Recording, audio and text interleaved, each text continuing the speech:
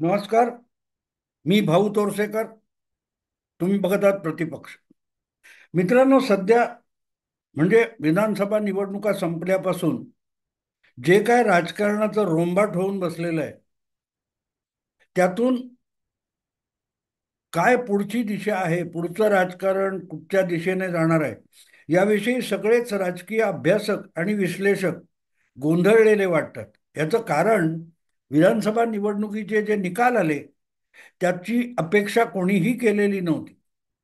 आणि अपेक्षा कोणीही केलेली नव्हती याचा अर्थ की ठीक आहे, महायुती किंवा महाविकास आघाडी बहुमताने जिंकून येईल आणि एकाचं सरकार बनेल आणि दुसरे त्यांच्यावर तुटून पडतील, मग त्यांची हाणामारी होईल, वगैरे वगैरे वगैरे. मग हे सरकार कधी पडेल याच्याविषयी चर्चा करता आली असती. मग ते सरकार महायुतीचं असो किंवा महाविकास आघाडीचं असो, त्याच्यातले कोण फुटतील म्हणून सरकार पडेल, किंवा त्यातून कोण बाहेर पडतील, किंवा विरोधी पक्षातले कोण सत्तेत जातील, हा सगळा खेळ खंडोबा रंगवण्यामध्ये पत्रकारांना आणि राजकीय विश्लेषकांना खूप रस असतो. आणि त्यामुळे जितकी अस्थिर परिस्थिती असते राजकारणात, त्यामध्ये विश्लेषकांना आणि राजकीय अभ्यासकांना रस असतो. पण एकदा राजकारण स्थिरावलं की मग त्यांची तारांबळ होते, कारण त्यांना रोज सांगायला नवीन काय नसतं. आणि म्हणून मग असे लोक वेगवेगळ्या कल्पना लढवतात आणि त्या कल्पना वास्तवात असल्यासारख्या चर्चा सुरू करतात.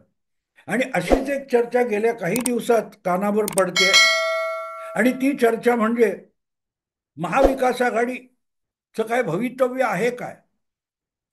महाविकास आघाडी या पक्षाला आता यापुढे काय करावं लागेल.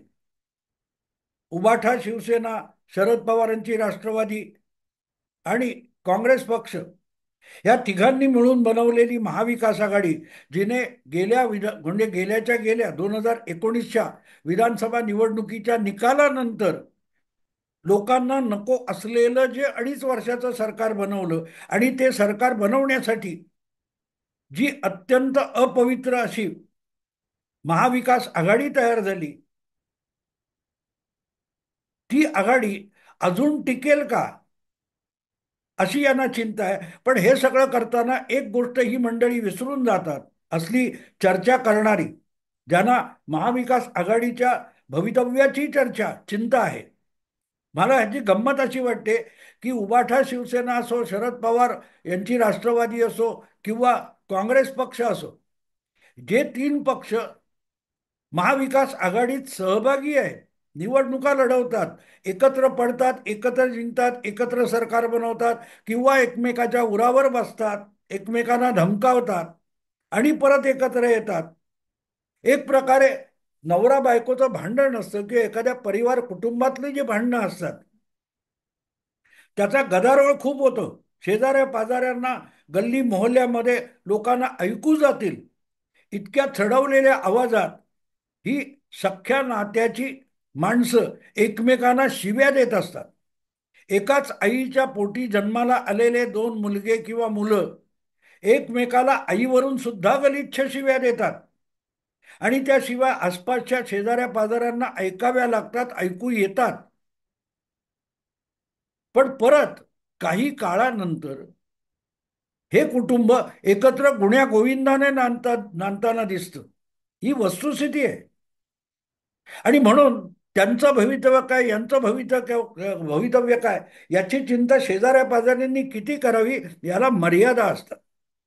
आणि त्या मर्यादा विसरलात की तुम्ही आपलं काय होतंय, आपल्या घरात काय होतंय, यापेक्षा त्यांच्या घरात काय होतंय याचीच चिंता अधिक करायला लागतं.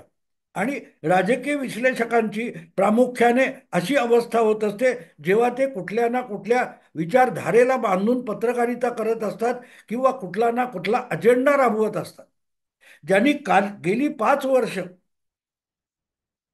मतदाराने नाकारलेल्या काँग्रेस आणि राष्ट्रवादीच्या नादाला लागून महाविकास आघाडीचं नको तितकं समर्थन केलं, आणि ज्या शिवसेनेचा विरोध करण्यामध्ये ज्या पत्रकारांची, विश्लेषकांची हयात गेलेली होती, त्यांनाही भाजप सत्तेतून बाहेर बसला आणि उद्धव ठाकरेंमुळे ते झालं.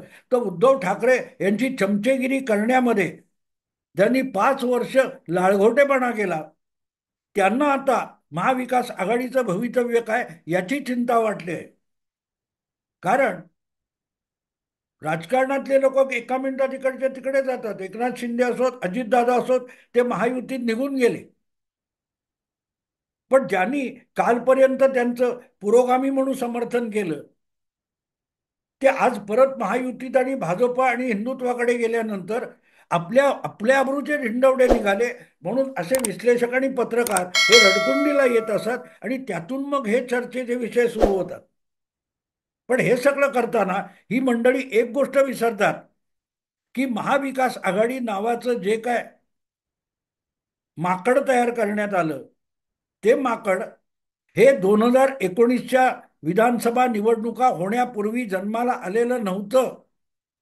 निकाल लागल्यानंतर याचं मुंडकं, त्याचे हात, याचे पाय, त्याचं धड असं जोडून शरद पवारांनी जो काय एक विकृत आकार बनवला, त्याला महाविकास आघाडी म्हणून हे सगळे तथाकथित पुजारी महाविकास आघाडीचे आरत्या ओवाळायला लागले होते.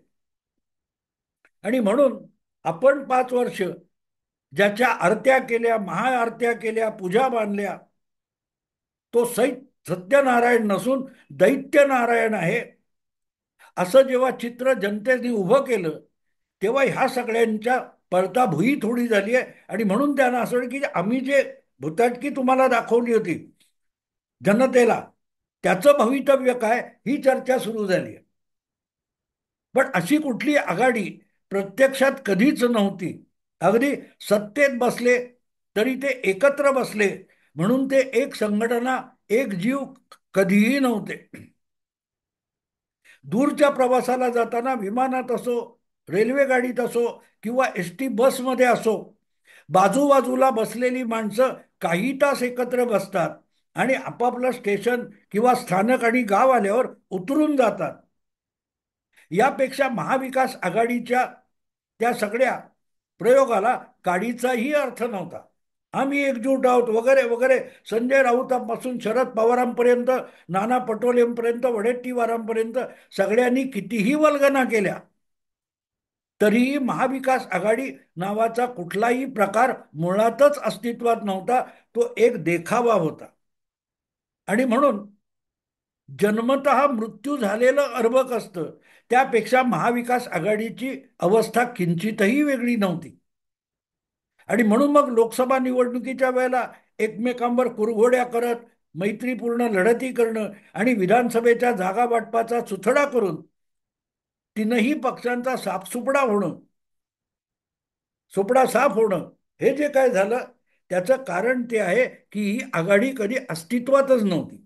हा, ती भाजपचा द्वेष करणाऱ्या, RSSचा द्वेष करणाऱ्या काही मुठभर विचारवंत पत्रकार, संपादक, बुद्धिजीवी, प्राध्यापक अशा लोकांच्या डोक्यातली एक कल्पना होती. आणि त्या कल्पनेतून या सगळ्या तीनही राजकीय पक्षांना एक आमिष दाखवण्यात आलं की तुम्ही असे एकत्र येऊन 145चा आकडा पार केला तर तुम्ही सत्तेत बसू शकता, भाजपला सत्तेबाहेर बसवू शकता.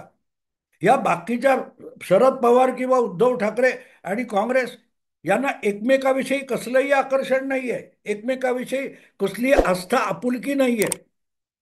पण भाजपच्या विरोधात ते आहेत.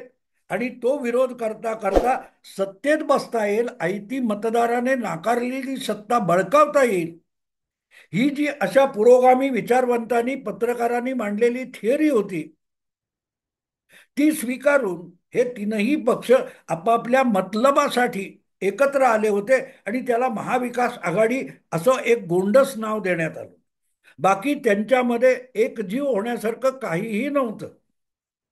एखाद्या कारचा टायर घ्या आणि तो सायकलला लावा किंवा सायकलचा हँडल उचला आणि तो विमानाला लावा म्हणून कुठचाही जुगाड होत नसतो.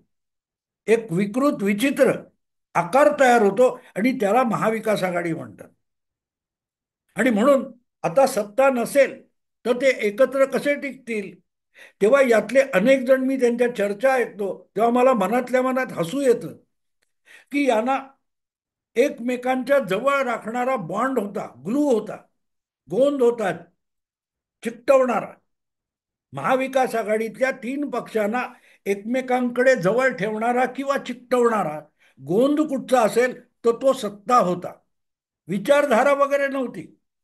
शरद पवार किंवा इतर कोणी त्यांचे जे चमचे भडभंजे आहेत, हे जे विचारधारा विचारधारा विचारधारा फुले शाहू आंबेडकर वगैरे असं बोलतात, अशा कुठल्याही विचारधारेने किंवा तत्वाने हे तीन पक्ष एकत्र आलेले नव्हते.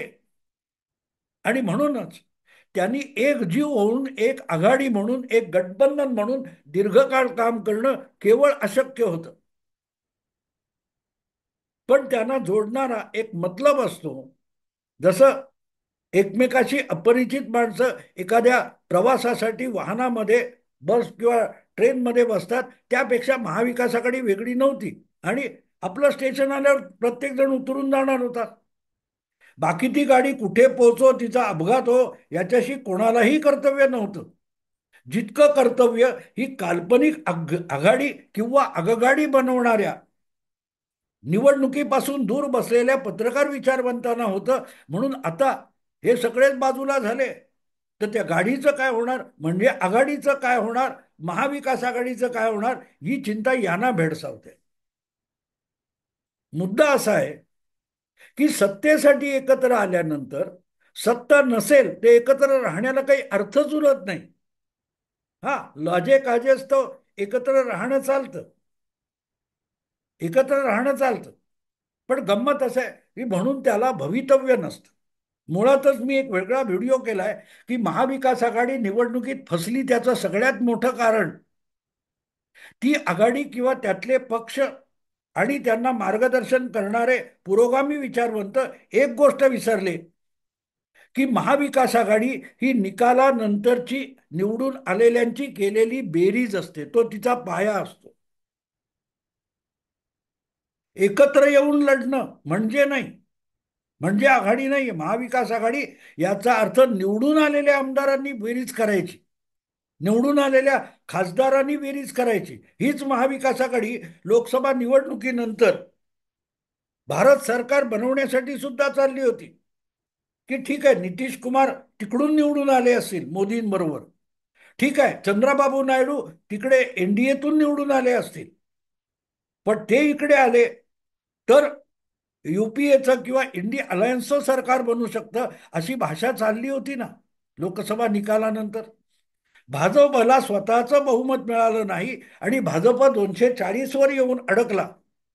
तेव्हा मोदींना सत्तेपासून दूर ठेवण्यासाठी काँग्रेसच्या पुढाकाराने इंडी अलायन्सचं सरकार कसं बनू शकतं आणि त्यामध्ये नितीश कुमार, तुमचा चिराग पासवान किंवा चंद्राबाबू नायडू ह्यांना इकडे आणून बेरीज कशी पूर्ण होऊ शकते, ही गणितं मांडली जात होती ना. त्या गणिताला, त्या जुगाडाला महाविकास आघाडी म्हणतात, ज्याला मतदारांचा पाठिंबा नसतो. पण मतदाराला उल्लू बनवल्यानंतर सत्ता बळकवण्याच्या प्रक्रियेला महाविकास आघाडी म्हणतात. आणि हीच गोष्ट निवडणूक पूर्व जागा वाटपाच्या हाणामाऱ्या करत बसलेले काँग्रेस, शरद पवार आणि उद्धव ठाकरे फसले. जागा वाटप वगैरे करायचं नव्हतं, त्यांनी सरळ जाहीर करून टाकायचं, निकाल लागल्यानंतर बेरीज करू.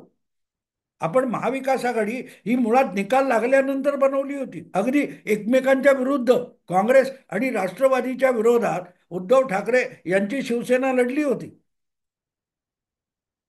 त्या देगलूर बिलोली किंवा कोल्हापूर उत्तर या पोटनिवडणुकीमध्ये उद्धव ठाकरेंनी 19च्या विधानसभा निवडणुकीत काँग्रेस उमेदवाराचा विरोध करणारा प्रचार केला होता. आणि मुख्यमंत्री झाल्यानंतर महाविकास आघाडी होती म्हणून पोटनिवडणुकीत त्याच दोन मतदारसंघात उद्धव ठाकरे महाविकास आघाडी टिकवायची, मुख्यमंत्रीपद टिकवायचं म्हणून काँग्रेसचा प्रचार करत होते. पण मुख्यमंत्री होण्यासाठी जे तिथले दोन मृत आमदार उद्धव ठाकरे यांच्या बाजूने उभे राहिले, ते उद्धव ठाकरेंच्या विरोधात सुद्धा निवडून आले होते. जेव्हा महाविकास आघाडीचा जो प्रयोग आहे, या प्रयोगाचा निवडणूक पूर्व युती किंवा आघाडी असा हेतू नाहीये. आणि जेव्हा असा हेतू नसतो तेव्हा कुठलीही आघाडी जन्माला येते तेव्हाच तिचा जन्मतः मृत्यू झालेला असतो.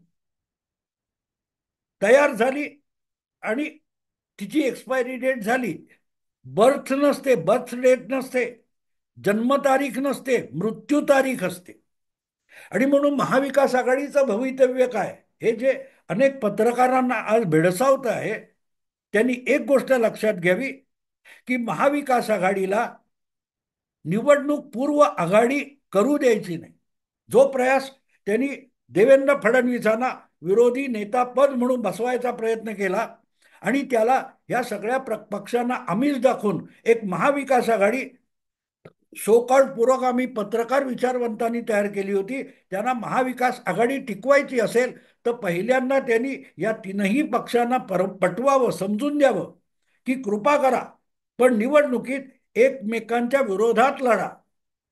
महाविकास आघाडी म्हणून जागा वाटप करून मतविभागणी टाळण्याचा खेळ करू नका. ज्यांना जमेल त्यांनी भाजपबरोबर जावं, महायुतीत जावं किंवा आणखीन कुठच्या वंचित आघाडीबरोबर जावं, पण आमदार निवडून आले, नगरसेवक निवडून आले का मग सत्ता बळकवण्यासाठी एकत्र यायचं, हा महाविकास आघाडीचा सिद्धांत असतो. मतदाराला उल्लू बनवणं हा सिद्धांत असतो. आणि म्हणून आज जी चिंता चाललेली, आज जी चर्चा चाललेली की महाविकास आघाडीचं भविष्य काय, अरे ज्याला भूतकाळच नसतो, ज्याला वर्तमान काळ नसतो, जो एक आभास असतो, त्या आभासाला भविष्य नसतं. कारण भास आणि आभास हे क्षणाक्षणाला बदलत असतात, त्या कॅलिडोस्कोप सारखे. आणि म्हणून ज्यांना महाविकास आघाडीविषयी आस्था आणि चिंता आहे त्यांनी त्या अशा अनैसर्गिक आघाडीमध्ये सहभागी होणारे पक्ष, गट, नेते असतील त्यांना एक गोष्ट पटवून द्यावी की बाबांनो, निवडणुकीपूर्वी अजिबात एकत्र राहू नका, एकमेकाचा प्रचार करू नका किंवा एकमेकाला मदत करू नका, शक्य तितके एकमेकाच्या उरावर बसा, एकमेकाला पाडण्याचा प्रयत्न करा. आणि लक्ष असं ठेवायचं की निवडणुकीच्या निकालानंतर आपल्या सगळ्यांची बेरीज ही बहुमताच्या पार गेली पाहिजे. मतदाराला उल्लू बनवून आपण आपले अधिकाधिक आमदार निवडून आणायचे, ही रणनीती असली पाहिजे. आणि तिथेच सगळी गफलत झाली आहे. महाविकास आघाडीला भवितव्य नाही किंवा इंडी आघाडीला सुद्धा भवितव्य नाही. आणि म्हणून आता मग सांगितलं जातं नाही, इंडी आघाडी ही लोकसभेपुरती होती, किंवा संजय राऊत सारखे प्रवक्ते महाराष्ट्रात सांगतात की महाविकास आघाडी ही लोकसभा आणि विधानसभेपुरती होती, महापालिका आणि स्थानिक संस्थांच्या निवडणुकांसाठी महाविकास आघाडी नाहीये. पण तरी विचार करू, एकत्र बसू असं शरद पवार म्हणतात. हा जो गोलमाल आहे हा त्यांचे चमचे पत्रकार आहेत, पाठीराखे आहेत, त्यांना तो कळत नाही. कारण हे अतिशय निरागसपणे तत्वज्ञानाच्या आधारावर हे सगळे मतलबी पक्ष एकत्र येऊन काही करतील आणि भाजपचा संघाचा नाश करतील, अशा खुल्या कल्पनेत रममाण झालेले पुरोगामी विचारवंत पत्रकार या भूलभुलैयाला फसत असतात, पण वस्तुस्थिती त्याच्या खूप पलीकडे गेलेली असते. महाविकास आघाडीचं भवितव्य काय, ह्याची चिंता ज्यांना पडली आहे त्यांना मी हे मुद्दाम सांगतो की त्यांना ज्या ज्या पक्षाचे, आता जे शरद पवारांचे समर्थक असतील त्यांनी शरद पवारांना, काँग्रेसचे समर्थक असतील त्यांनी नाना पटोले किंवा बाळासाहेब थोरात वगैरे वडेट्टीवार यांना, किंवा उद्धव ठाकरे यांचे जे समर्थक असतील त्यांनी उद्धव ठाकरे, संजय राऊत वगैरे मंडळींना पटवावं की बाबांनो, निवडणुकीपूर्वी आघाडी करू नका. पण एक लक्ष ठेवा की निवडणुकीच्या निकालानंतर आपलं संख्याबळ मोठं असलं पाहिजे. मग ते एखाद्या जिल्हा परिषद असेल, महापालिकेत असेल, तिथे मग आपण एकत्र यायचं आणि आपण ज्यांच्याबरोबर निवडणूक लढवू त्यांच्याशी दगाबाजी करून यायचं. निवडणुकीपूर्वी ज्यांना मित्र मानायचं त्यांना निवडणूक निकालानंतर दगाबाज ठरवून, गद्दार ठरवून, त्यांची साथ सोडून आपण ज्यांच्या विरुद्ध लढलो त्यांच्या विरुद्ध हातमिळवणी करणं म्हणजे महाविकास आघाडी असते. आणि म्हणून महाविकास आघाडीला भवितव्य काय, हा खुळचट प्रश्न आहे असं माझं प्रामाणिकपणे. महाविकास आघाडी असं काही नसतं. जोपर्यंत सत्ता मिळेल त्या सत्ता मिळवण्यासाठी कुठलीही तत्वहीन, विचारहीन, मतलबी, स्वार्थी, निर्लज्ज आघाडी बनवणं, एकजूट करणं आणि सत्ता बळकावणं म्हणजे महाविकास आघाडी असते. तेव्हा महाविकास आघाडी म्हणजे काय हे आधी महाविकास आघाडीच्या समर्थक, पत्रकार, अभ्यासकांनी लक्षात घ्यावं आणि आपापल्या लाडक्या पक्षाला त्या दृष्टीने वाटचाल करायला मार्गदर्शन करावं. एवढंच सांगून आज थांबतो. आवडलं लाईक करा, शेअर करा आणि प्रतिपक्षाला सबस्क्राईब करा. नमस्कार.